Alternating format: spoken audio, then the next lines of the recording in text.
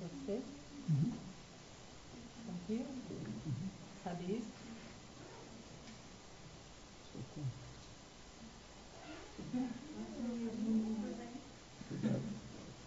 Sabe isso ou não? Pronto, a aula é essa. Deus me ajude. Olha, depois da prova de hoje eu sei tudo. Ai, que coisa feia. Hoje a prova para uns que estudaram era ligada a um tema. Para mim, eu estava escrito ali, redação livre.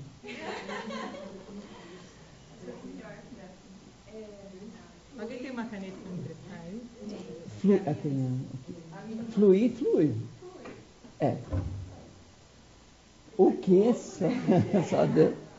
Só Deus. Buscar inspiração. Como é que Tá online, sabia, né? Melhor você não falar muito. Deus fala na Bahia, né? Na Bahia dizem que só Deus na causa, né? A gente vai falar só Deus na causa.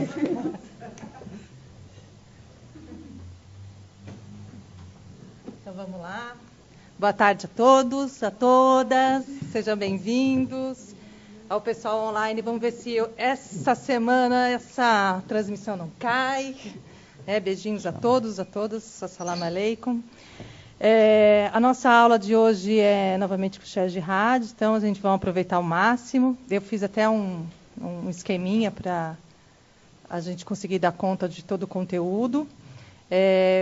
Eu vou pedir para vocês terem aquela paciência cotidiana de que quando a transmissão online cai, a gente não tem muito o que fazer, então tem que esperar, o sistema USP de transmissão. E aí não adianta ficar mandando um monte de mensagem. Também pedia que vocês concentrassem as perguntas relacionadas à aula de hoje, porque às vezes não dá muito tempo da gente responder coisas que sejam fora da aula, dá muito trabalho fazer isso. Então, assim, se tem alguma dúvida das aulas anteriores, então é melhor mandar as perguntas para mim por e-mail, eu respondo, ou as meninas respondem. E aí a gente vai sanando as dúvidas, as referências direitinho. Né? Então, a gente vai tentar trabalhar hoje alguns aspectos da jurisprudência islâmica, do direito islâmico, e vamos ver, né, que tudo dê certo com o Chat de Rádio, porque a gente manda para o mestre, né?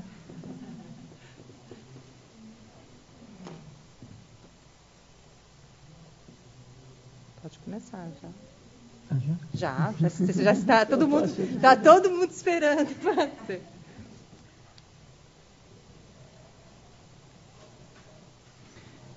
Em nome de Deus, o clemente e misericordioso, louvado seja Deus, o Criador do Universo, e que a paz e a bênção de Deus estejam com todos os seus mensageiros e profetas, entre eles Noé, Abraão, Moisés, Jesus e Muhammad, e sobre todos os seus familiares, companheiros e seguidores até o dia de juízo final. Peço a Deus que nós sejamos abençoados 2 vezes, nessa vida e na próxima, ao seguirmos os ensinamentos proféticos, os ensinamentos de Deus, que nos orientam nessa vida para poder conquistar a eternidade, a felicidade eterna, no dia de juízo final, no paraíso. Amém. Vamos falar um pouco mais sobre a questão da jurisprudência, né? Vamos começar pela definição. Quando a gente fala Sharia, e as pessoas ficam se perguntando o que é Sharia, Sharia ou Sharia. Sharia, a Sharia al-Islamia. A palavra Sharia, ela tem 2 significados na língua árabe. A primeira é o caminho reto. Um caminho reto. O caminho, né? Um caminho sem desvios. E a segunda é a fonte. Uma fonte, pode ser de água ou a fonte de onde se bebe. E por isso que foi colocada a Sharia al-Islamia. Então, a Sharia islâmica, para definir, para qualificá-la como islâmica. Isso na etimologia. Agora, na explicação prática, Sharia islâmica, né? A Sharia islâmica ou a Sharia islamia significa o conjunto de normas e regras estabelecidas por Deus a serem seguidos por Deus, a serem seguidos pelos seres humanos, pelos muçulmanos. Portanto, a Sharia nada mais é do que a constituição, isso simplificando, a constituição do muçulmano. E a Sharia, apesar de alguns chamarem de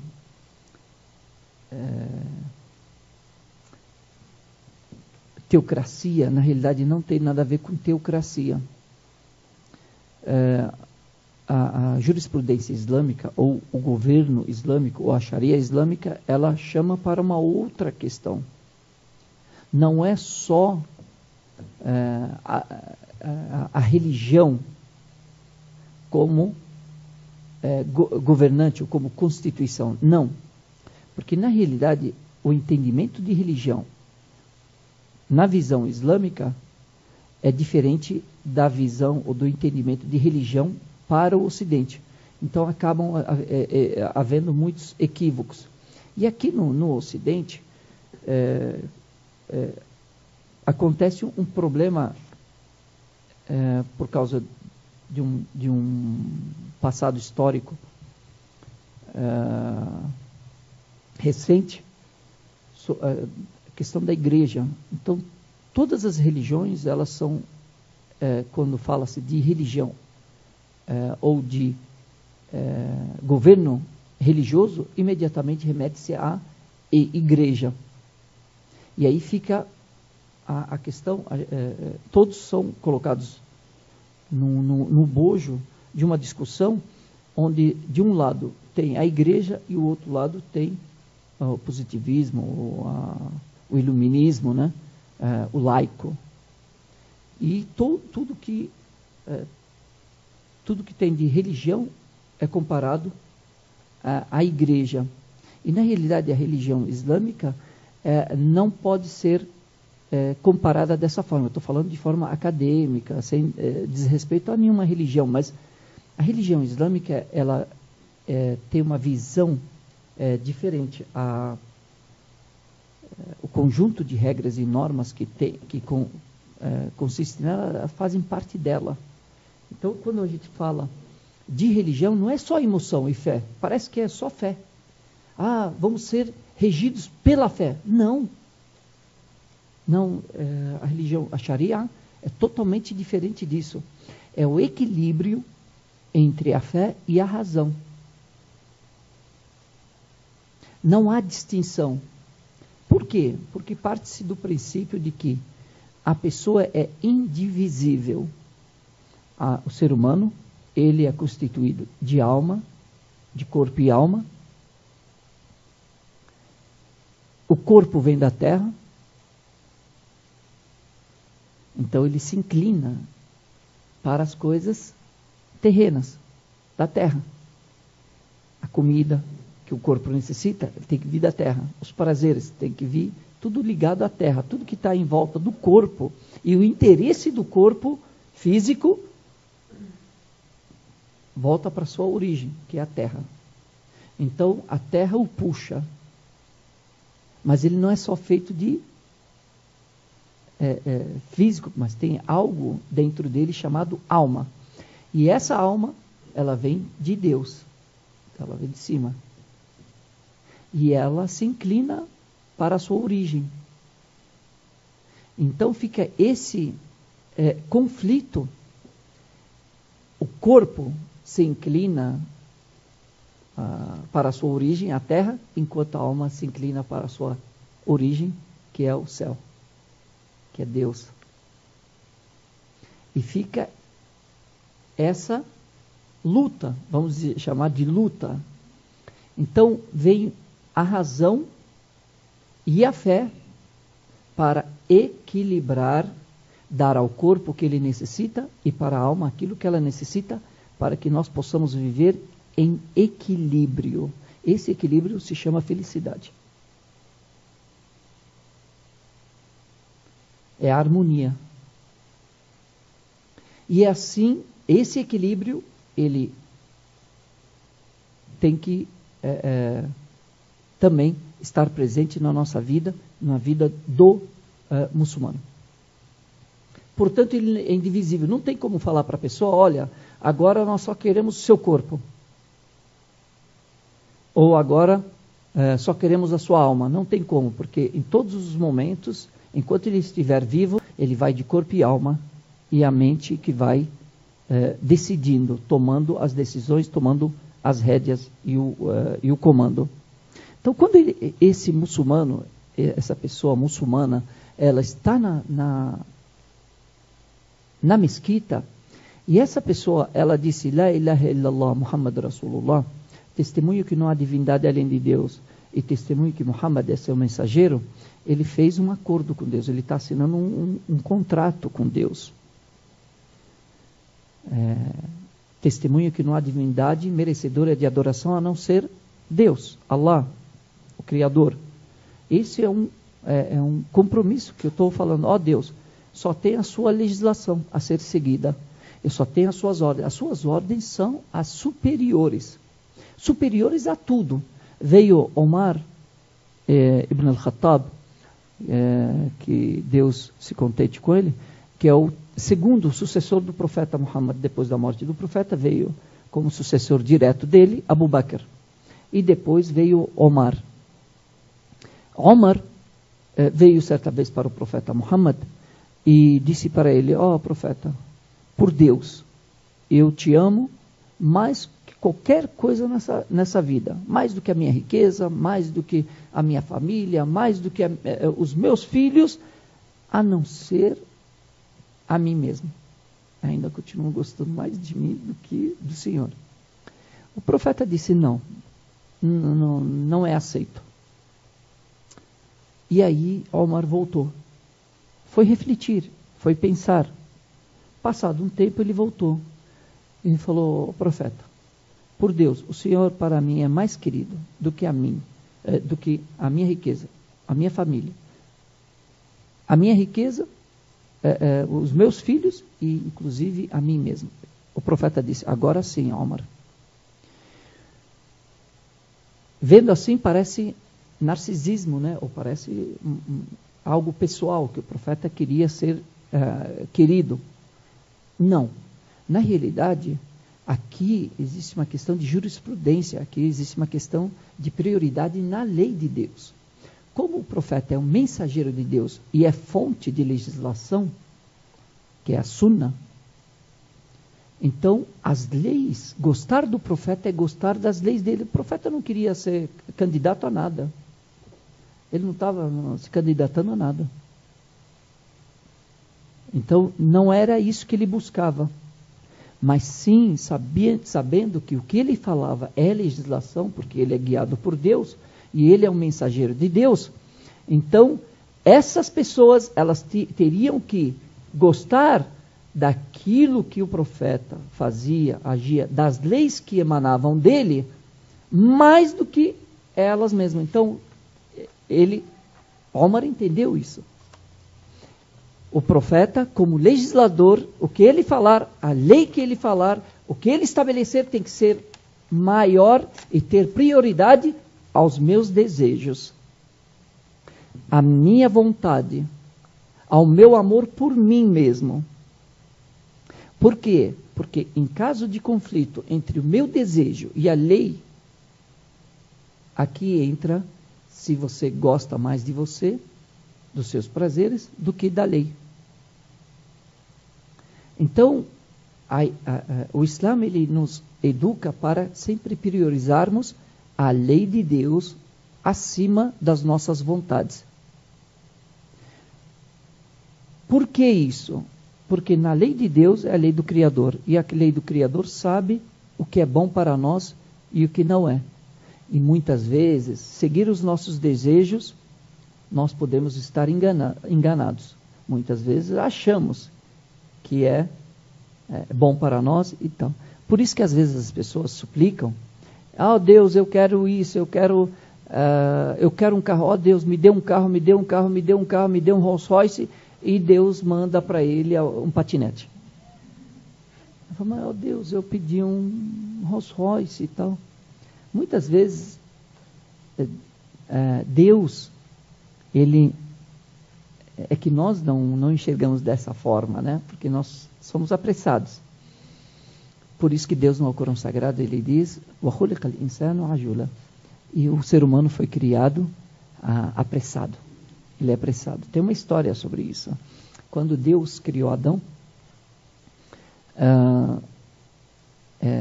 o criou e deixou 40 dias para secar, porque ele o criou da argila.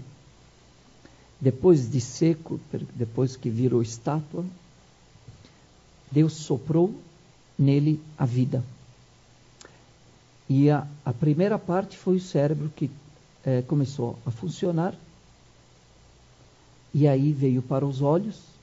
E aí ele viu o paraíso e os frutos do paraíso. E aí a alma foi descendo. Quando chegou na barriga, no estômago, ele sentiu fome. E aí ele lembrou dos frutos. E ele fez menção em ir para o paraíso. Mas a vida ainda não tinha chegado às pernas. E aqui Deus, ele diz, وَخُلِقَ الْإِنسَانُ عَجُولًا. E o ser humano foi criado apressado. É da natureza do ser humano ser apressado. Portanto,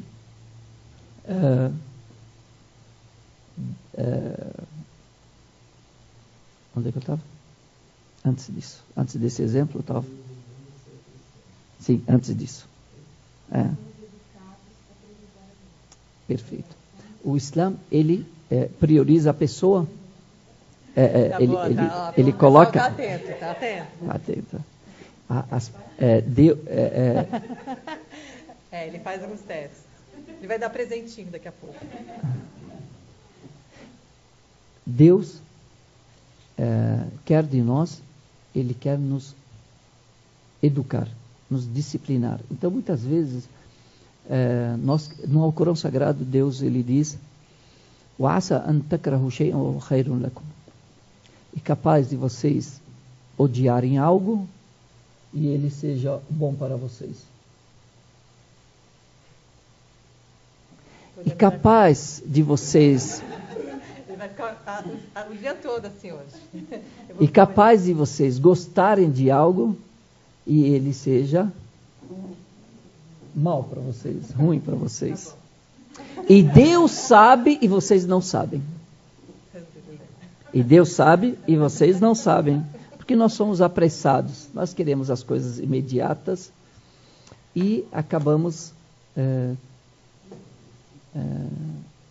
metendo os pés pelas mãos. Então, se nós... Por isso que o profeta disse, não, Omar, não. A legislação tem que estar acima. Você tem que estar entregue às leis. Porque se eu gostar mais de mim do que do profeta e das ordens dele, na hora que conflitarem, eu vou dar prioridade às minhas vontades. A minha vontade no momento de raiva,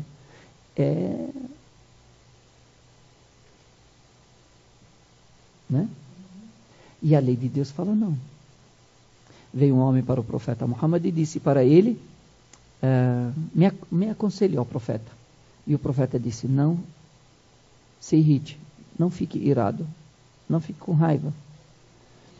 E aí ele voltou de novo, de outra forma, do outro lado, falou, me dê um conselho. Ele queria um outro. Falou, não fique irado. Aí ele foi de novo pela frente e falou ao profeta, me dê um conselho. Falou, não fique irado. Até que o profeta disse, você não entende? A mãe de todos os males é a raiva. Então, as pessoas acabam... Quando você se entrega e fala, La ilaha illallah, testemunho que não há divindade além de Deus, você se submete a essas leis. E aí você vai praticá-las e vai colocá-las como prioridade. E elas vão servir como seu GPS na vida. Às vezes entra por alguns caminhos estranhos. Mas com certeza vai te levar para o caminho, para o objetivo, para o destino. E muitas vezes os nossos prazeres momentâneos que a gente acha e as nossas escolhas acabam nos levando para um beco sem saída, mesmo que o início desse caminho seja confortável e adequado para aquilo que a gente satisfaça as nossas vontades. Mas no final, muitas vezes acontece isso. Por isso que a gente tem o Alcorão e tem a Sharia e tem essas normas, esse conjunto de normas e regras, como o nosso GPS na nossa vida. E quando eu falo testemunho que não há divindade além de Deus, testemunho que que Muhammad é seu mensageiro, eu estou reconhecendo Muhammad como representante de todos os mensageiros anteriores a ele. Isso é importante. Porque às vezes as pessoas falam, eles têm Muhammad, Maomé como o profeta deles. Na realidade, nós temos 124 mil profetas. Acreditamos que desde Adão até o profeta Muhammad, Deus enviou 124 mil profetas. Entre eles, Noé, Abraão, Moisés, Salomão, Davi, Jesus, João Batista e assim por diante. Então, ele é o representante. Para não ter que citar todos, eu cito só o representante deles, que é o derradeiro deles, e a legislação final. Então, tudo que emana do Alcorão, de Deus e do profeta Muhammad, para mim, é legislação e é regra a ser seguida. Dentre a Sharia, o conjunto, né, de normas e regras, elas foram estabelecidas, a Sharia ela foi estabelecida para organizar a vida do ser humano. Então, quando eu falei que a pessoa, quando ela está dentro da mesquita, ela é uma pessoa muçulmana, com valores, não pode roubar, não pode trair, não pode isso, não pode mentir, não pode, tem todos os valores. E ela tem que praticá-los. Quando ela sai da mesquita, da oração, e vai para o seu cotidiano, vai para a sua vida familiar, para a vida acadêmica, quando ela vai para a vida financeira, trabalho e assim por diante, social, ela não deixou os seus valores lá. Os mesmos valores que a moldaram, eles a acompanham. Da mesma forma como a alma, ela não se separa do corpo, ela fica dentro da mesquita e o corpo sai. Também o corpo, ao ir para a vida material, a vida financeira, a alma está acompanhando. E junto com esses dois, o equilíbrio, e vem as normas, que para nós chamamos de Sharia. Em outras partes, em outras palavras, os valores islâmicos estão, uma forma bem simples, valores, né? Que acompanham. Ele é honesto dentro da mesquita e fora da mesquita.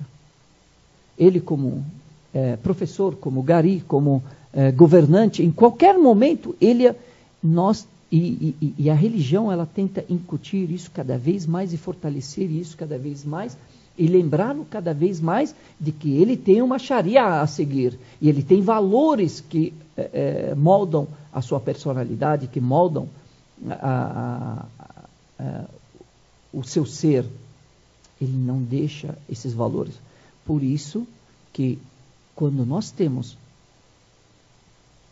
pessoas comprometidas e que de fato agem de acordo, porque a religião islâmica não é só desejo e fé, ela é razão e é prática.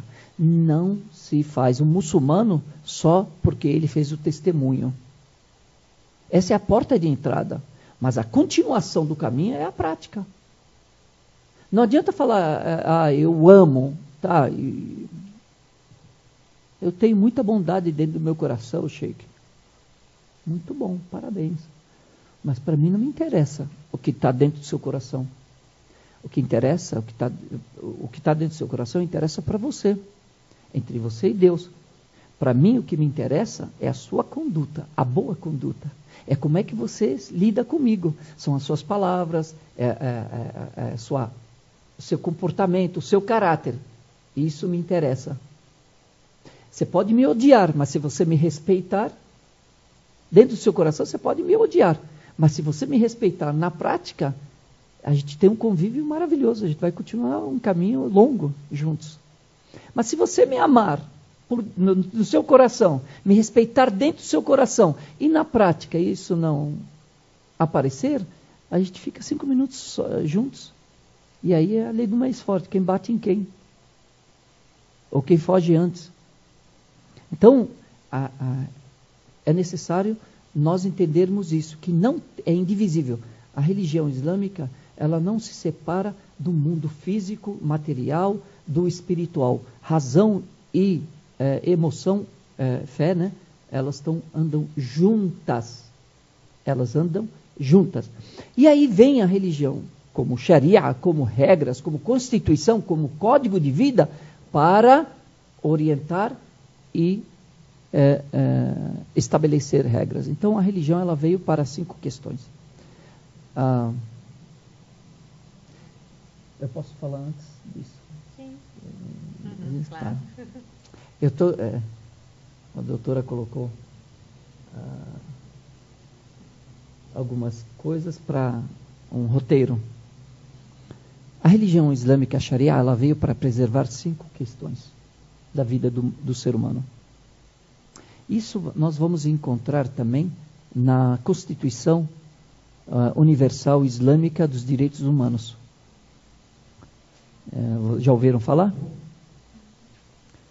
Busque na internet Declaração Universal Islâmica dos Direitos Humanos. Falam dos direitos, né, contidos, direitos do ser humano contidos no Islã. E o Islã veio para preservar 5 aspectos da vida do ser humano, que são todos os aspectos da vida do ser humano, estão resumidos em 5. Preservar o seu ser. A preservação do ser. Tanto espiritual, quanto físico. Preservação do ser. Preservação da consciência. Então, a preservação do ser, ninguém pode atacar ninguém. Fisicamente, moralmente, ninguém pode, ninguém tem o direito de fazer isso. Dignidade da pessoa e assim por diante. O segundo é preservar a consciência. Por isso que tudo que é inebriante é proibido, porque tira a consciência. Qualquer coisa que atrapalhe a consciência, tire a consciência dessa pessoa, do ser humano, ela é proibida.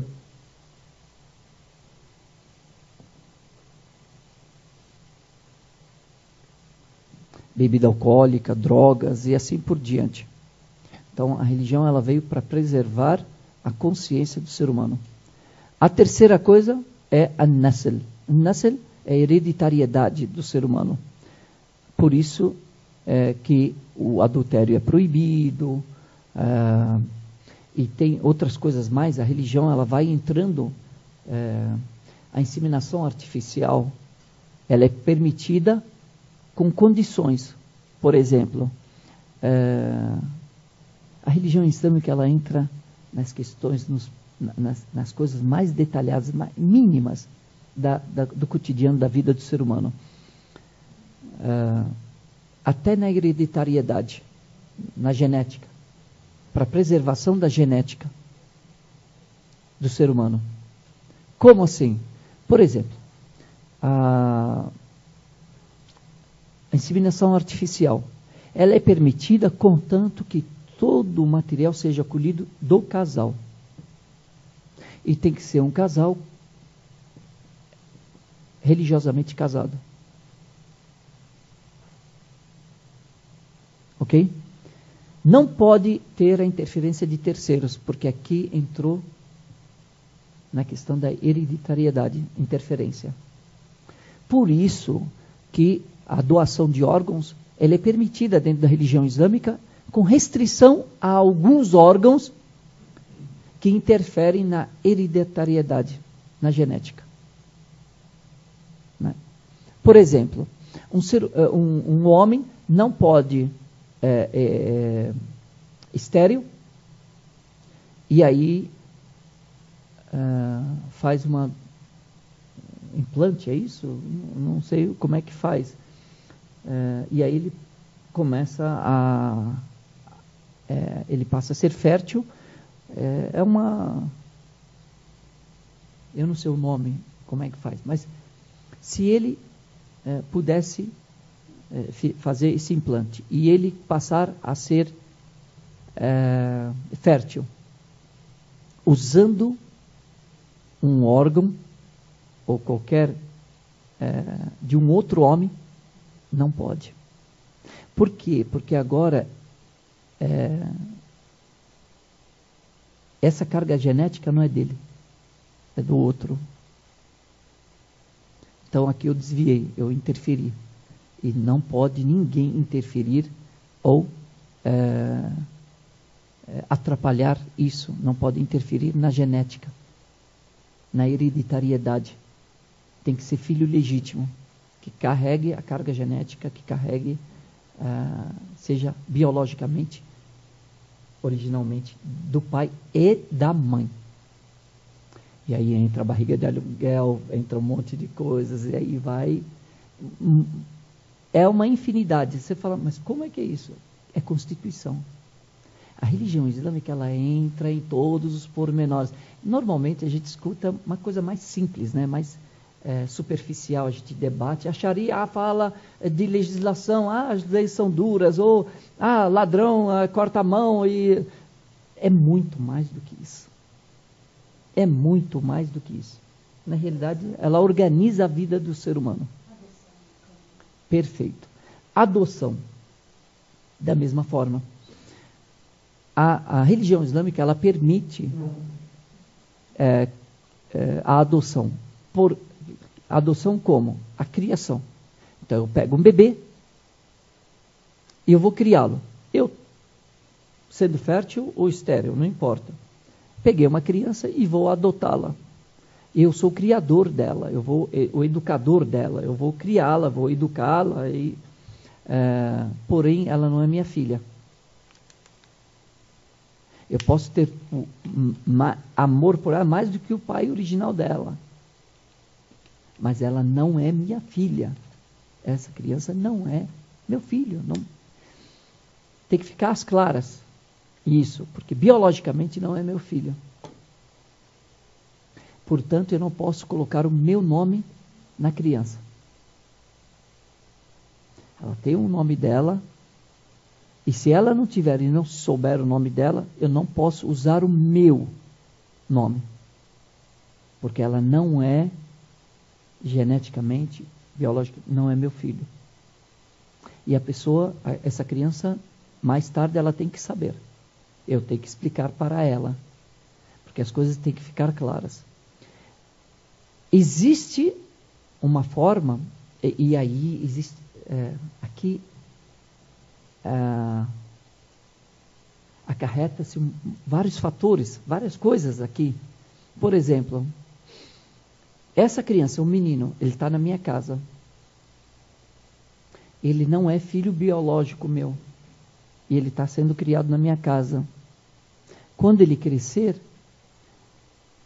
e chegar à puberdade, a minha esposa não pode mais ficar sem véu na frente dele.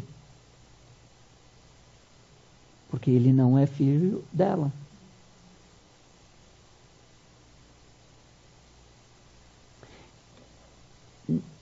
Nós precisamos entender, porque se entrarmos na questão da paixão e do campo da emoção, não concordo, Sheik. E o meu amor, ninguém está falando para você não amar. Nós estamos falando de regras aqui. E acarreta-se outras coisas. Quer dizer, várias outras coisas estão ligadas a isso. Por exemplo, herança. Eu morri. E eu tenho filhos e eu tenho um filho adotivo. Os meus filhos herdam e o adotivo não herda. Ah, mas como é que ele faz? Ok, tem uma saída. Qual que é? Em vida, ou eu posso no testamento deixar até 1/3 da minha herança para ele. Até 1/3. E os 2 outros terços ficam de herança para os de direito. É uma forma, emocionalmente, parece que todos têm que ser iguais. E na realidade não são iguais, porque o biológico ele tem prioridade. Aqui nós não estamos julgando a religião islâmica, estamos explicando. Mas se você entrar no campo da razão, você vai perceber que é lógico. Pois não. Dá uma impressão assim que a questão ela está no entendimento da prioridade da família. Então, ao considerar o biológico, a questão da natureza, eu estou reificando a família, porque a família no sentido biológico, né? Não a família estendida, né? Mas no sentido de que a natureza só se dá entre homem e mulher, portanto, os casados perante a lei divina, portanto, o estado de natureza e não o estado de cultura. Então, é a preservação, vamos pôr assim, entre aspas, de uma ideia de família, que não é a ideia de família que hoje em dia se propaga, mas é uma ideia de família religiosa, né, dentro da jurisprudência islâmica. Essa é a explicação antropológica. Claro. Muito bom. Bem endogâmica, eu diria. Né, porque os casamentos eles podem ser endogâmicos ou exogâmicos. No caso aqui é uma relação extremamente endogâmica, porque pega a natureza e fica ali. Né? E aí desconsidera os entornos. Por outro lado, se essa criança adotiva for rica e eu pobre, o dinheiro é dela, a herança é para os seus parentes, a não ser que a mesma coisa ela coloca no testamento. Ela pode colocar no testamento, ou ela pode, em vida, me dar tudo. Ou eu também dar para ela tudo em vida. Porque em vida eu sou detentor desse direito. Mas existe uma questão chamada também de justiça, de tratar com justiça todos os filhos. Mas aqui em vida eu posso igualá-los, eu posso tratá-los da melhor forma possível, dar para esse e tratá-los. Mas após a minha morte, a minha herança, aí ela tem um direito até 1/3. E o resto é dividido para os herdeiros. E ele não é herdeiro. E isso... existem 2 formas. Tá, eu falei, eu criei essa criança. Só que quando ela atingiu a puberdade,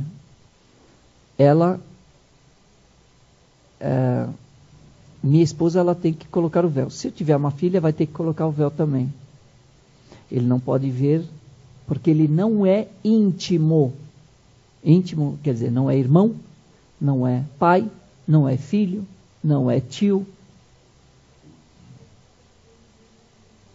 Por quê? Porque ele, mesmo sendo de adoção, ele tem a condição de poder casar com a minha filha. E se a minha esposa se separar de mim, ele pode casar com a minha filha. Porque não são biologicamente interligados. Perfeito? Na prática, é difícil isso acontecer. Mas como que vai? Sim, mas nós estamos falando de regras. Porque nós não sabemos. Então, é para preservação da hereditariedade. Quando a criança... existe uma outra forma de adoção. Essa é uma forma. Sem interferência, ele não é filho. Então. A outra forma é quando a criança, até os 2 anos, enquanto ela está na amamentação, a minha mãe, ou a minha esposa, ou a minha filha, ou a minha irmã, amamentam essa criança. Se amamentarem essa criança, uma amamentação satisfatória, onde satisfaz essa criança, ela passa a ser Se for a minha esposa que amamentou, ele passa a ser o meu filho de leite, chamado de filho de leite. E filho da minha esposa de leite. E irmão de leite dos meus filhos. Aqui não há problema mais, ele virou igual ao irmão, ele passou a ser igual ao meu filho, com algumas questões. A primeira, a herança. Continua a herança valendo, porque ele não é filho biológico. E a segunda, ele também continua não podendo usar o meu nome. Porém, ele não pode casar com a minha filha, não pode casar com a minha mãe, não pode casar com a minha esposa, não pode casar com a minha irmã, porque todas as pessoas, do jeito que são para o meu filho biológico, também serve para ele, essa criança adotiva. Tá errado, né, Xé? Não, por quê? Por quê? Porque se a mãe não pode aparecer sem véu, se a pessoa não é considerado filho, né? Porque o interdito, por exemplo, se eu tenho um filho adotivo e eu estou de lenço na frente dele, é porque as mulheres que estão sem lenço, elas só estão sem lenço na frente de pessoas com quem ela não poderia se casar, certo? Então, o lenço é o interdito de com quem você vai manter relações sexuais. Então, como ele é um adotivo, eu estou de lenço. Então, se está de lenço, ele já está colocando um interdito. Então, não haveria nenhum problema de casar com um filho adotivo. E nem com um irmão adotivo. Eu estava aqui quando eu falei o ponto principal. Só de leite. Tá. Então, desculpa. É que eu fui lá. E tal. Retiro o que você falou que está errado. Retiro o que eu falei. Não, mas o adotivo está voltando. Aquela que não perde, né? Mas eu estou falando do leite. Leite. A minha esposa, quando amamenta... Claro, lógico. A do leite é irmão, né? Mas vamos voltar para o adotivo. No adotivo, a mãe é adotiva. Ele é adotivo. Ele pode ser adotivo também. Eu posso criá-lo, mas a minha esposa o amamentou. Aí virou filho. Virou filho. Mas continuam duas restrições. Eu colocar meu nome nele, e a segunda é a herança. Continua valendo igual. Não pode casar.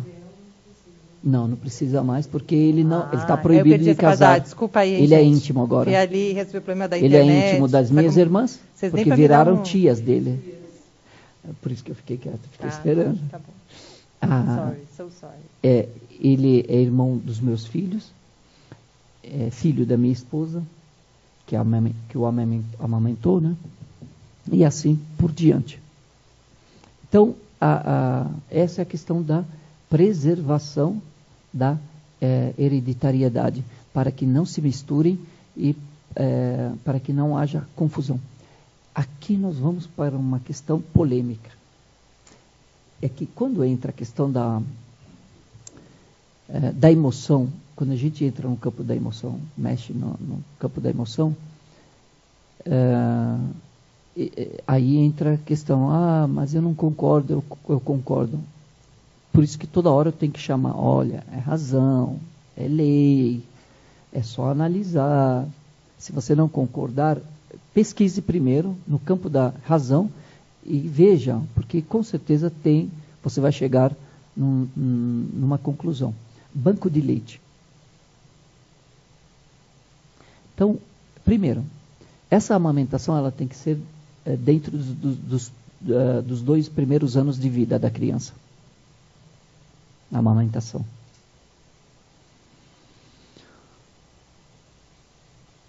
Se ela amamentou da minha esposa, essa criança é irmã dos meus filhos. Mas os meus filhos não são irmãos dos irmãos dele, dos irmãos dessa criança. São só irmãos dela, que amamentou. Eu sou pai de leite dessa criança, não dos irmãos dela. Os irmãos dela continuam, eles são... Só que eu estou entrando no banco de leite agora. É proibido. Por causa das características. Porque tem um pouco de leite dessa mulher, e dessa mulher, e dessa mulher, e dessa mulher. E passou a ser filho dessas mulheres. Tem um monte de filho por aí. Eu também. Olha que perigo. Acabei de descobrir que tem um monte de filho espalhado por aí. Por que nos 2 primeiros anos? Aí nós teríamos que perguntar para os médicos, né, que entendem disso, mas eu não sou médico, mas eu conheço da legislação islâmica, então eu posso não saber os pormenores e o porquê, mas eu sigo, eu não preciso saber todos os porquês para seguir. Se é lei, e eu creio em Deus, quando eu falei testemunho, que não há divindade além de Deus, eu estou me submetendo, eu estou me entregando às leis de Deus. E eu acredito que elas estejam corretas, mesmo eu não sabendo todos os detalhes e pormenores. Então,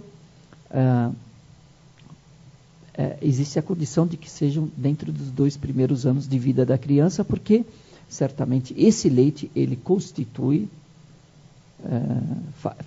ajuda na constituição física dessa pessoa. Então, ela passa a carregar algo dessa mãe e desse pai, porque esse leite também, ele veio por causa da interferência também do marido, do pai, certo? Então esse leite, ele carrega dos 2 e é passado para essa criança, que ajuda na constituição física dessa criança. Então ela passa a ser filho. Mas não biológico, no sentido de merecer o nome e nem porque ele é filho de um outro pai, a carga maior genética é de outro pai, e assim por diante. A religião, eu tomo muito cuidado, eu piso em ovos quando falo, porque é uma coisa muito delicada, polêmica, porque nós temos por aí. Como é que faz com os bancos de leite nos hospitais? Né? Como é que faz?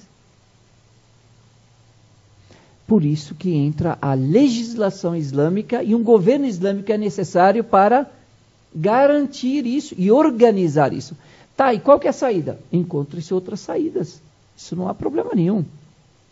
Só que eu não posso, por falta de uma opção, escolher uma opção que vá interferir na hereditariedade das pessoas, porque amanhã elas se conhecem, se casam e muitas vezes está casando irmão com irmão.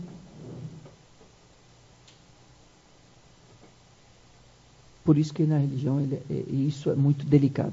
Então, a preservação do ser, preservação da sua consciência, preservação da hereditariedade, é que eu não quero continuar nesse assunto, porque não para mais.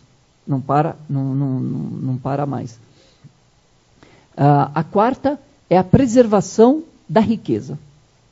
Deixa eu só fazer uma pontuação antropológica que eu acho que é interessante para essa coisa. Eu acho que, para quem é pesquisador de Islã, é interessante pensar tantas categorias natureza e cultura, né? Como quando a cultura dá uma rasteira na própria natureza, mas pensar Mary Douglas, que é aquele texto Pureza e Perigo. Né? O texto da Mary Douglas é muito claro, quando ela vai dizer algumas categorias que dentro da sociedade está no âmbito da pureza. Né? Então, as restrições sexuais, por exemplo, eu não vou ter uma relação sexual se eu estiver menstruada, então está no âmbito da pureza, e porque pode cair no âmbito também do perigo. Então, as relações, se a gente pensar no Islã, nessa categoria da amamentação, de que é filho, de que não é, ela extrapola a noção genética para uma noção de compreensão, né, que também extrapola a noção de pureza e perigo. Né? Então, as nossas determinações de cultura e natureza, elas estão entrelaçadas, como a Mary Douglas falou muito bem, e aí ela vai falar outros exemplos, obviamente, e religiosos. Por exemplo, a questão da carne de porco também. Por que não come carne de porco? Hoje em dia você tem uma carne de porco certamente 1000 vezes mais bem cuidada do que uma carne de porco do século VII. Mas continua-se não comendo carne de porco. Então, assim, há um elemento semítico aí, dessa natureza de pureza e perigo, assim, que a antropologia que a gente pode também fazer esse mapa, quer dizer, não está solto, né? A gente pode olhar a religião a partir desse âmbito. Né? Por isso que se fala do ser, preservação do ser. E esse ser, ele não é só mental, nem físico, mas também espiritual, em todos os aspectos. Por isso que dentro da religião islâmica você tem, nos princípios da jurisprudência, antes de você estudar a jurisprudência islâmica, nós estudamos algo chamado usul al-fiqh, que é a base, os princípios da jurisprudência, que são regras gerais, e depois a Sharia, né, o fiqh, a jurisprudência, ela vai explicando e vai se estudando as minúcias, os detalhes de cada uma dessas regras. Existe uma regra dessas regras que diz tudo que faz mal ao corpo, à mente e ao espírito do ser humano é proibido. Isso é básico. Então, partindo daí, aí vem o Alcorão falando, nomeando a carne de porco. É proibida. Ela foi nomeada porque ela eternamente ela é proibida. Ela não é proibida momentaneamente, temporariamente. Ela é eternamente ela é proibida. Por isso que ela foi citada. A bebida alcoólica, ela foi citada porque é eternamente proibida. Ela não vai em momento algum deixar de ser nociva. Então tudo que é nocivo e é eterno, o seu prejuízo é contínuo, a religião ela citou, o Alcorão ele citou. Então a bebida entra na preservação da consciência e a carne de porco entra na preservação do ser. Ok? E a carne de porco, por mais que ela seja bem tratada e o porco ser tratado em hotel 5 estrelas e spa, no final a carne dele é prejudicial. Eu sabia disso. E a gente fala, quando você fala para uma pessoa espírito de porco, pois é, até né? O espírito do porco é nocivo. Agora eu vou te entregar, tá? Diga. A pessoa torce pro Palmeiras, gente. A pessoa torce pro Palmeiras. A pessoa torce pro Palmeiras. Eu vivo dizendo que porco é haram e a pessoa torce pro Palmeiras. Eu tenho argumentação religiosa, fundamento religioso. Já sei. Já sei. Primeiro, falando, o Palmeiras, ele tinha o mascote era um periquito. E aí alguns torcedores de outros times, aí vieram e colocaram o porco como sendo o mascote. Que é haram. Eu, muçulmano, eu sempre... Tá, mas eu já era palmeirense antes. Aí já indica, agora, aí já indica a idade dele, né? E aí, um embasamento religioso, onde está? O Imam Shafi'i, um sheik, um sábio, que, inclusive das 4 escolas, que tem uma das 4 escolas, as Shafi'itas, né? Ele diz, 3 coisas fazem bem à visão do ser humano. Já decorei. Ler o Alcorão, a leitura do Alcorão, fortalece a visão, faz bem. Comer cenoura e olhar para o verde. Eu não tenho nada parecido com Corinthians. Nem São Paulo, né? Eu tenho Palmeiras. Então é embasamento religioso, né? Os palmeirenses agora gritam. Tá vendo como os amigos não são perfeitos? É assim, né? Todos temos um defeito. Todos temos um defeito. Quando virarem palmeirenses, aí diminui os defeitos.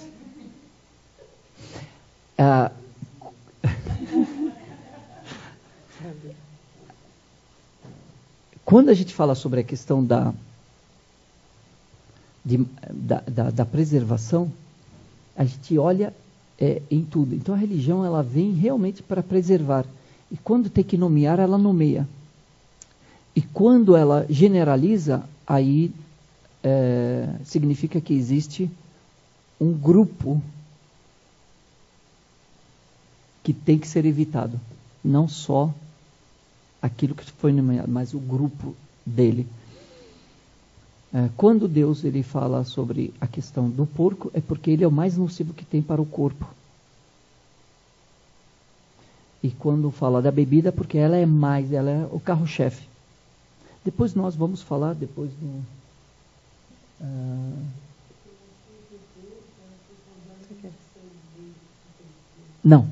Não, a constituição dele. A constituição dele. Se ele for tratado num spa, continua sendo proibido. Porque algumas pessoas falam, achei que é porque naquela época não tinha métodos de preservação. Tá, e o boi? E o camelo? E o carneiro? E a galinha? Né? Então, na realidade, não. O porco, e ele é proibido nas 3 religiões monoteístas. Apesar que alguns seguidores não. Basta ver, assim, só cito assim para aqueles. Os judeus até hoje não comem, né? E Isaías 11, basta ver lá, está escrito. Alguns cristãos falam, não, mas aí Jesus revogou. Sim, uma lei clara, ela só pode ser revogada com uma outra lei clara. Não pode ser por parábola, nem por... então tem que ser claro. É proibido carne de porco. Então, agora, a revogação agora é permitida a carne de porco. Não pode ser, não é proibido aquilo que entra pela boca, mas aquilo que sai da boca. Isso não é revogar uma lei clara. Uma lei clara só pode ser revogada com uma outra lei clara. Nós estamos falando no campo de legislação, jurisprudência, então, campo da razão. E então, a preservação da riqueza. Esse é o 4º ponto. A religião islâmica, a jurisprudência, ela veio para preservar a riqueza. Então, ninguém pode roubar ninguém. Ninguém pode dar chapéu em ninguém. Ninguém pode. E aí, Deus nomeou algumas coisas. Por exemplo, Deus no Alcorão Sagrado, ele diz... Deus permitiu o livre comércio e proibiu a usura. Ele nomeou, quer dizer, na comida ele nomeou a carne de porco. Na bebida ele nomeou a bebida alcoólica. E nas transações, no comércio, ele nomeou a usura. Porque esses são os carros-chefes de todo o mal que vem por trás. Ele é o carro-chefe de muitas coisas ruins que eles levam junto. E a usura hoje, e isso é regra, pode levar para a vida. E aí os economistas deveriam prestar atenção nisso. Toda economia embasada em juros, ela mais cedo ou mais tarde, ela está condenada a fracasso. Não existe nenhuma economia que seja embasada em juros, que vingue e que faça justiça. Não é justa. Por quê? Porque a usura, poucos ganham em detrimento. E uma pessoa, para entrar, ela já é necessitada. Então, eu estou necessitado, eu só recorro aos juros porque eu estou desesperado. Então, já os bancos, ou as agiotas e assim por diante, estão aproveitando da minha fraqueza. E quando eu estou desesperado, necessitado, eu estou propenso a... Vulnerável. Essa é a palavra. Eu estava buscando e eu nunca... Vulnerável, eu estou vulnerável. Se você falar para mim sapatear, eu vou sapatear. Se você falar para mim, olha... eu quero 50% de juros ao mês, eu vou, porque eu estou vulnerável, eu estou desesperado, tem uma pressão em cima de mim que é muito mais forte do que a razão nesse momento, é a emoção que tomou conta de mim, o desespero, e eu estou refém. Eu vou concordar com qualquer coisa. Poucos ganham, e Deus falou o quê? E Deus permitiu o livre comércio. Então, o comércio é que revigora, revitaliza a economia e não os juros. Deus, quando ele cita algo, saiba que esse algo, por trás dele, ele é um carro-chefe. Tem uns vagões vindo atrás, ele puxa vários vagões. Imagine a usura, os juros, quantas coisas carregam. Hoje, nós não temos crise financeira. Dinheiro tem, de monte. É só você ir no banco e você pedir emprestado, eles te emprestam quanto você quiser. O que nós temos? É uma crise de valores. Crise de confiança. Ninguém confia em ninguém. E assim por diante. É uma crise de valores que desencadeia em diversos aspectos, em diversos setores da vida. Então a religião islâmica, a jurisprudência vem para preservar esses cinco aspectos. E o quinto, então eu não posso roubar, eu não posso tomar aquilo que não é meu, por exemplo, do herdeiro. Por isso que a religião islâmica ela vem e determina olha só, o Alcorão ele colocou regras gerais. As leis elas são colocadas no Alcorão como regras gerais. E a Sunna, que é os relatos, a prática, a fala, os consentimentos do profeta Muhammad, eles são a explicação dessas regras gerais. Então, se você olhar no Alcorão, você tem uma regra geral. Pratiquem a oração. Ah, como que eu vou? Então, vai lá na Sunna. Vai ver no exemplo do profeta Muhammad como se pratica cada oração. Ah, no Alcorão tem o jejum. Ok. Onde que o jejum, você vai lá no profeta Muhammad e você tem as condições, o que pode, o que não pode e tal, essas coisas. Tá bom. O zakat e assim por diante. Menos a herança. A herança Deus explicou minuciosamente no Alcorão. Está explicadinho ali no Alcorão. Quem tem o quê? Qual o direito de cada um? A mãe, o pai, os filhos. Quem tem direito? Quem herda? Quem não herda? Nesse caso, quem herda? E naquele caso, quem herda? Se a mulher morrer, se o homem morrer, se o pai morrer, se a mãe morrer, se o filho morrer. E assim por diante, ele vai. O Alcorão ele explica certinho. Por quê?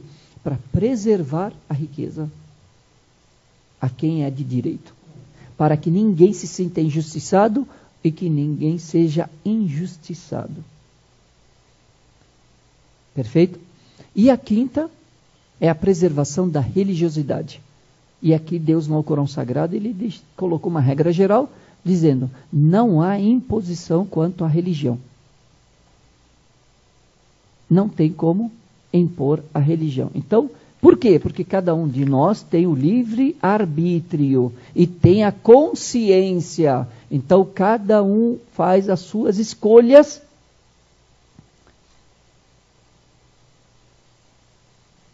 Por isso que a preservação da consciência é importante. Então, eu não posso fazer lavagem cerebral em você e fazer você se tornar muçulmana porque eu fiz uma lavagem cerebral. Não é aceito. Por quê? Porque não é de convicção, não é consciente. Deus só aceita aquilo que é consciente. Porque a pessoa tem que estar presente nisso. Ela tem que concordar. Quando você ora, tem que ter consciência. A concentração depende da sua consciência. É você estar presente, sabendo o que você está fazendo. Para quem que você está fazendo?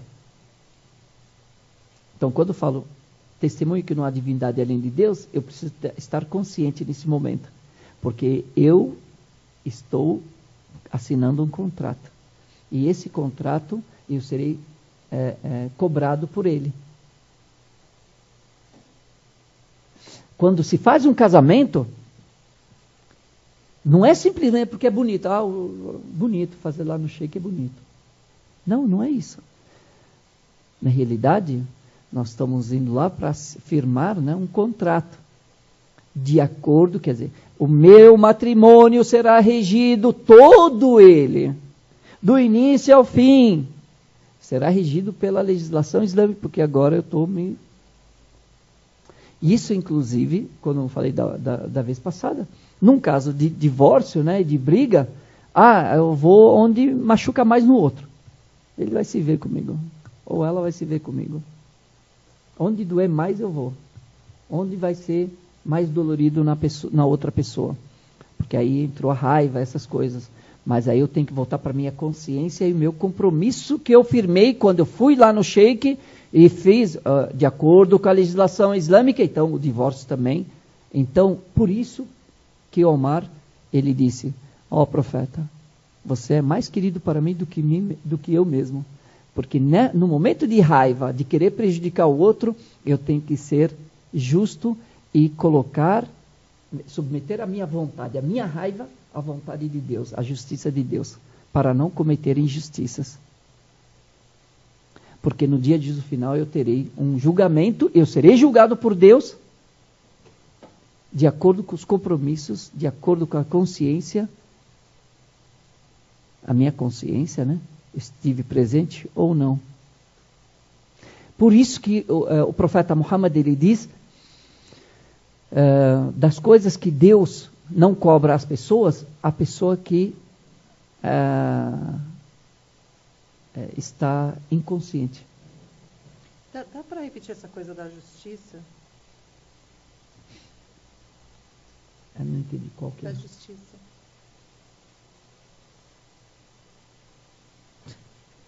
Quando você fala de ser justo e aí você vai ser cobrado para você não reagir na raiva, a questão da justiça. Dá para repetir?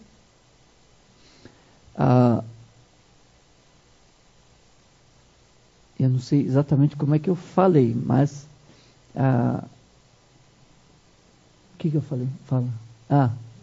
Sim. Quando eu falo la ilaha illallah, ou quando eu me submeto à vontade de Deus, eu me entrego à vontade de Deus, eu estou me comprometendo junto com Deus a seguir as suas ordens e não deixar com que as minhas emoções ou a minha raiva ou o meu julgamento precipitado, a precipitação, né, tomar conta de mim e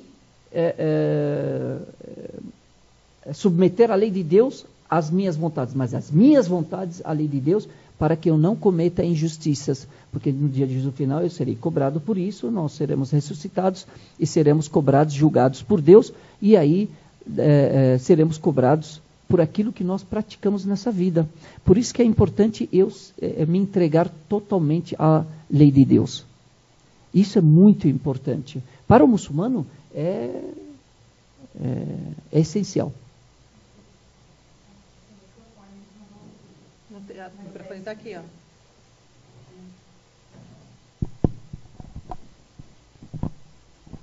Isso me lembrou um egípcio com quem eu conversei, que ele estava desesperado porque ele se casou com uma moça, né, pela internet, por procuração, chegou aqui, ela dizia que era uma coisa, a coisa era outra, e ele falava, eu não posso ficar casado com uma mulher assim, porque quando eu morrer, Deus vai perguntar para mim, né, sobre a minha esposa. Aí até eu não sei assim, que responsabilidade ele tem sobre isso, né?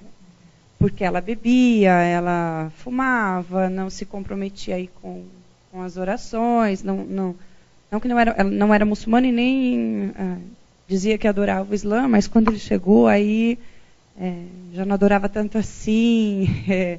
Não queria rezar, não queria nada, né? E ele estava muito desesperado com essa questão de que ele ia ser cobrado por isso. Nesse caso, na realidade, como nós falamos, Deus no Alcorão Sagrado, ele diz, não há imposição contra a religião. Então eu não posso obrigar o outro a praticar nenhuma religião. Mas a situação dele era até maior quanto, no caso da religião, ele só comentou assim, não por ela não ser muçulmana.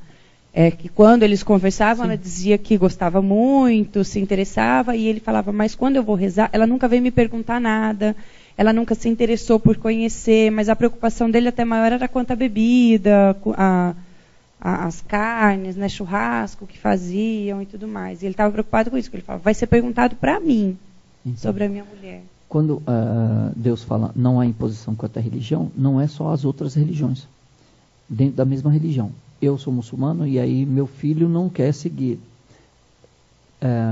Eu serei cobrado por Deus. Deus no Alcorão Sagrado, ele fala, ó fiéis, protejam a vós e os seus familiares do fogo do inferno. Ok? Então, proteger os filhos, proteger os familiares, a esposa, significa eu orientá-los. Eu não ser negligente. Eu serei cobrado se eu for negligente. Agora, eu não posso impor. Eu não tenho como impor, porque a pessoa já tem o livre-arbítrio. A partir da puberdade, a pessoa ela tem o livre-arbítrio. E ela será ela já atingiu a maioridade e ela será cobrada por suas decisões. Não mais eu, a não ser que eu tenha sido negligente na educação, não tenha passado o essencial para ela poder se embasar e assim por diante. Então, é muito importante isso. Eu acreditei numa mulher, fui para lá, ela se dizendo muçulmana, fervorosa e tal, e eu cheguei, não é isso, eu fui ludibriado, fui enganado. Eu não posso obrigar essa pessoa a ser muçulmana, eu posso orientá-la, olha, isso. Aí entra uma questão de bom senso, entra a questão de retórica, entra a questão de convencimento e assim por diante. Agora, a pessoa se manteve firme. Pronto, é isso aí, pronto. Esse sou eu. Ou essa sou eu. É minha opção eu deixar o casamento.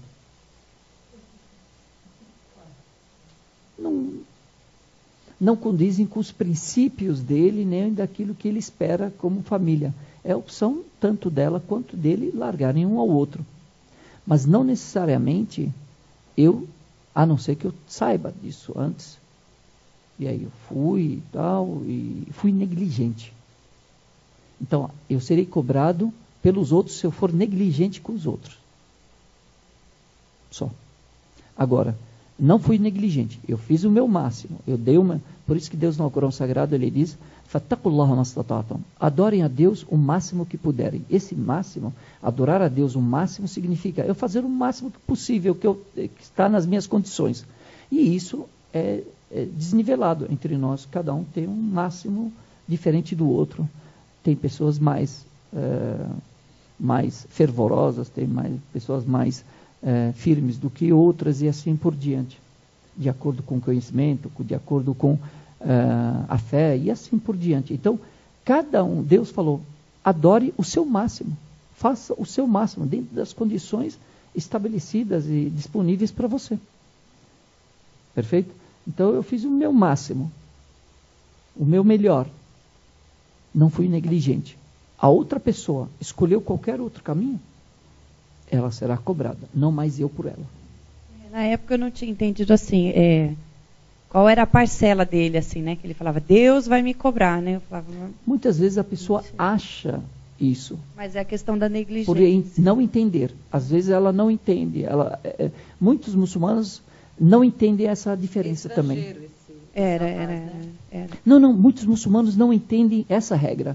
De que eu serei cobrado pela minha negligência. Eu acredito que até ele possa até entender, porque ele foi muito coerente. Eu que não entendia o porquê, eu não entendia ele, né? Na época. Acho que é aquela ideia de que se você está vendo uma coisa errada... Foi logo a princípio. Né? Se você vê uma coisa errada, você tem a obrigação de corrigir.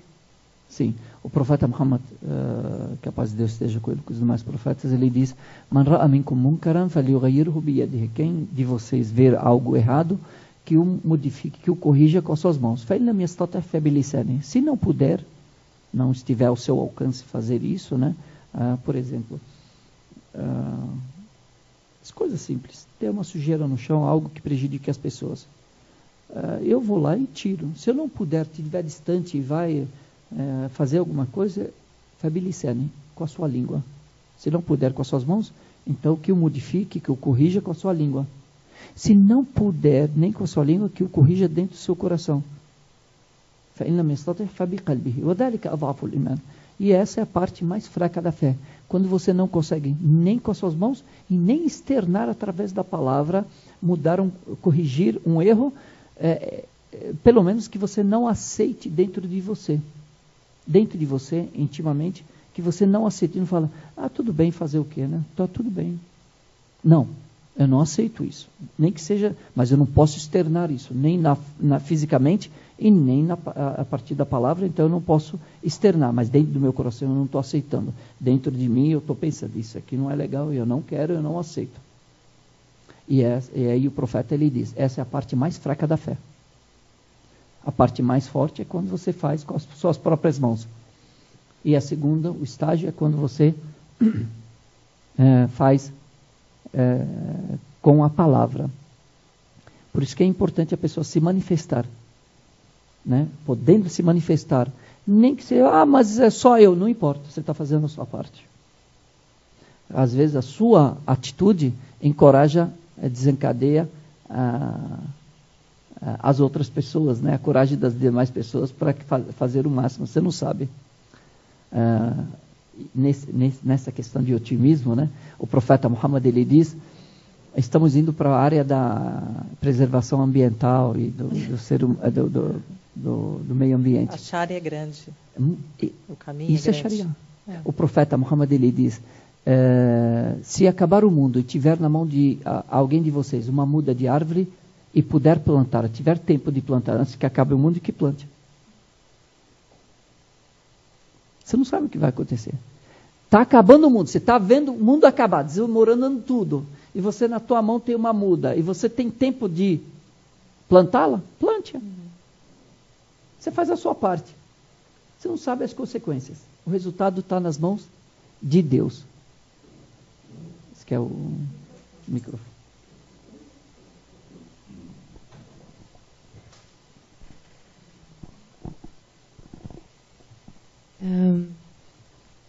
Diante do que você expôs, partindo do meu objeto de estudo, eu pude entender, então, que a prostituição ela é proibida porque afeta a preservação do ser e da hereditariedade. Afeta o outro também? Qual outro que eu não consegui captar da sua fala? A prostituição é proibida. Sim, a prostituição é proibida. Certo. E pelo que você explicou, eu já pude perceber porque não preserva o ser na questão física, devido aos riscos, doenças e tudo mais. A hereditariedade, pensando nos filhos dessa mulher, mas teria algum outro? O adultério.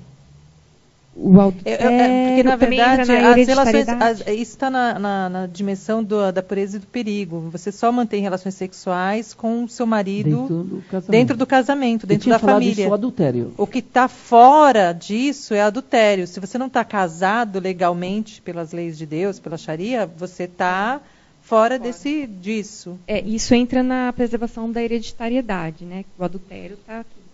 Não, então só esses dois, assim. Né? Para justificar, para vetar. Porque eu já estou pensando nas minhas... Eu sei que você já está... o pessoal aqui vai longe, né? Sim, a preservação da hereditariedade entra o homossexualismo, entra as outras coisas, entra sim, porque não na visão islâmica não é natural. Tá. Não sei se você vai falar... Não, existe uma diferença entre natural e comum, tá? Comum. Sim, natureza.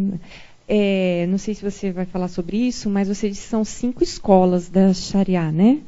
Sharia ou Sharia? São várias escolas, mas as mais renomadas ou as mais conhecidas são 4 ou 5, né? Se você... Mais conhecidas. Então, me surgiu uma dúvida. Até então, pude perceber a questão da natureza sobre a cultura, vamos pensar assim. Mas se são mais de 5 até... Já não existe, então, uma sobreposição da cultura? Existem interpretações diferentes, né? Então, essas interpretações já não são dados da cultura? Também. A gente não pode dizer que esteja totalmente fora de contexto isso. Porque são temporalidades diferentes, né? O quê? Das fontes? As fontes. Sim. Sim. Você tem uma questão do contexto, da onde ela surge, dessas pessoas, né, desses jurisprudentes. A gente vai chegar lá. Desses conhecedores, né? Porque me chamou muita atenção... Eu vou dar alguns exemplos disso. Tá, me chamou muita atenção na aula passada a questão da pesquisa, esqueci o nome dela, lá da França. Da Luana. Da Luana, isso. A respeito da homossexualidade, né? E assim, e toda a defesa. E me pareceu uma ruptura bastante grande, assim, né? Defesa? Da homossexualidade, da mesquita inclusiva. Sim, mas existe não se trata de uma defesa em si, né? Se trata de um outro movimento. Então, mas não deixa de ser uma ruptura, né? Mas eu acho que essas são questões, na verdade, do cotidiano, né? São questões que a gente aborda muito mais no universo da antropologia do que no universo teológico. Porque o universo teológico, ele esgota, não pode.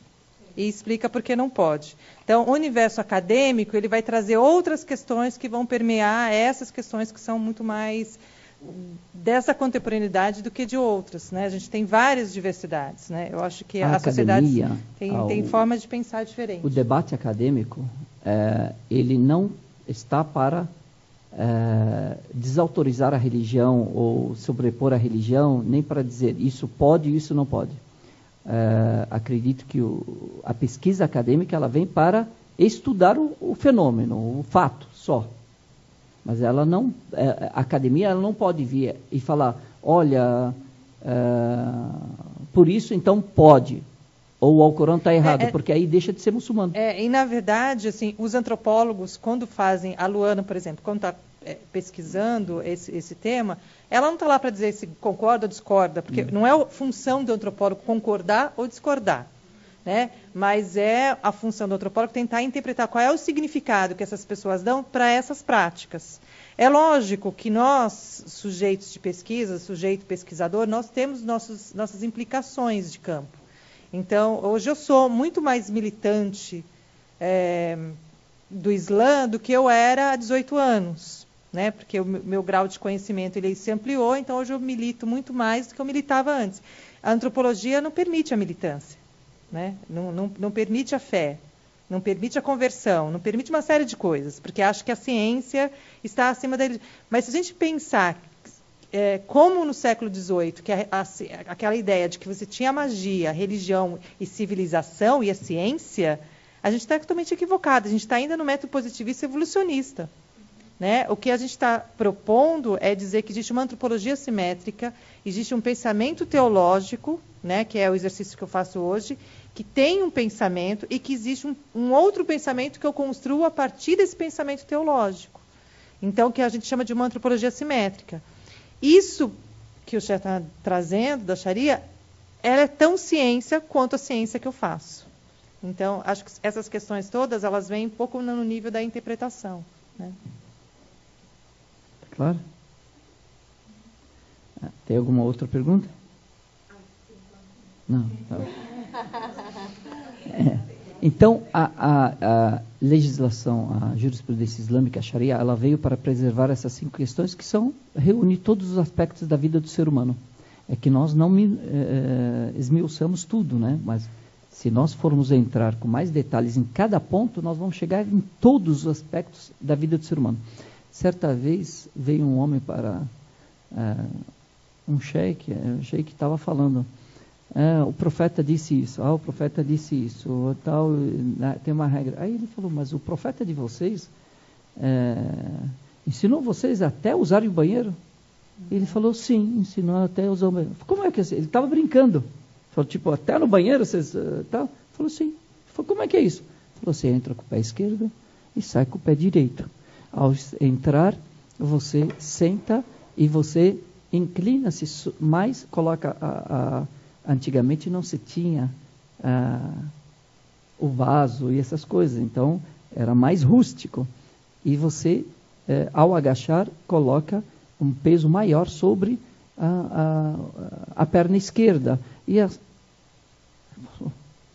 falou, eu quero ser muçulmano, porque se uma religião que fala até como tem que fazer as suas necessidades, a religião ela ensina até como ter relações sexuais. Numa época que as pessoas falavam de Cinderela, Branca de Neve e tal, qual que é o que tem a ver entre todas essas histórias?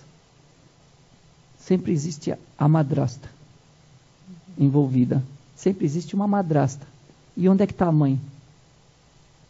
A mãe, normalmente, naquela época, naquele contexto, morria ou pós-parto ou pela infecção. Porque não se tinha higienização naquela época. Enquanto isso, os muçulmanos tinham a educação, se lavavam 5 vezes ao dia, e nem que seja uma vez por semana tem que tomar banho por causa da sexta-feira. E tem a questão da higienização, de raspar os pelos pubianos, tanto do homem quanto da mulher. E também as axilas, tanto do homem quanto da mulher. A questão da higienização de escovar os dentes várias vezes por dia, e assim por diante, tantas outras coisas. E o profeta, Deus no Corão Sagrado, ele fala: ó fiéis, levem o seu ornamento em todas as orações, em todas as mesquitas, quer dizer, em todas as orações que for, leve o seu ornamento. O seu ornamento é a sua beleza, é você estar limpo, é você estar cheiroso, tal. Tanto que o profeta, ele diz: quem comer alho e cebola, que não se aproxime da oração em grupo. Porque o seu hálito, o mau hálito, né, o hálito do... O chulé também, chefe. E o chulé também, e assim por diante. E fala aí, também. Não pode, porque aí ele diz que isso afasta os anjos. Se afasta os anjos, certeza. Se afasta os seres humanos também. Então, se uma religião ela se preocupa até com o mau hálito, até com o chulé, né? Desculpe falar dessa forma, mas se preocupa até com a higiene pessoal, com a necessidade fisiológica do ser humano, tanto homem quanto mulher. Por isso que a religião islâmica, a gente vai entrar em tantas coisas que a jurisprudência, a Sharia, ela se atém e ela fala, coloca regras. No período menstrual da mulher mensal, não pode ter relações sexuais. Qual relações? Chamadas relações sexuais seria a penetração, mas pode ter uma relação, contanto que não exista a penetração. E o Islã fala, não pode ter sexo anal. E a religião, ela fala, pós-parto também é proibido, que a mulher não pode ter. E assim por diante. Ele vai explicar. E sexo oral pode? Na religião não tem nenhuma proibição disso. E isso vai de contexto e de culturas. Dentro da religião, a religião ela fala o que é proibido. E o resto, que não for proibido... Que não está dito, está feito. Permitido. Tirando o sexo anal e o sadomasoquismo, o resto é luta livre. Sadomasoquismo está escrito? A questão de trazer... Lembra da preservação da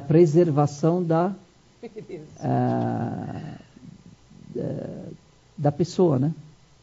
Então não pode infligir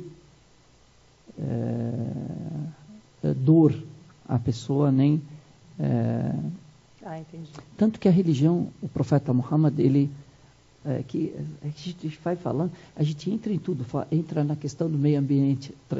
Isso é lei, isso que eu estou falando aqui é jurisprudência, é constituição de um país. Mas fala um país islâmico, um Estado islâmico, não o ISIS, o Estado verdadeiro islâmico, o califado islâmico, ele se atém a isso. Essas são as regras essa é a constituição do governo islâmico. Ele aplica essas leis que eu estou falando. Ele garante. E aí, por exemplo, a religião islâmica, o profeta Muhammad, ele diz, desaconselha e repudia, não de uma forma, pode ser proibitiva, da pessoa bater na testa. Fala, esqueci. Não. Por quê? Porque essa parte é a parte mais nobre do corpo do ser humano. A parte frontal. Por isso, é onde está o orgulho e está o comando de todo o corpo. E por isso que é a parte mais protegida do corpo. E por isso que a gente a coloca 5 vezes ao dia, a gente a inclina e a coloca no chão. Acho que caiu. Caiu a transmissão. Espero que não tenha se machucado, mas tudo bem.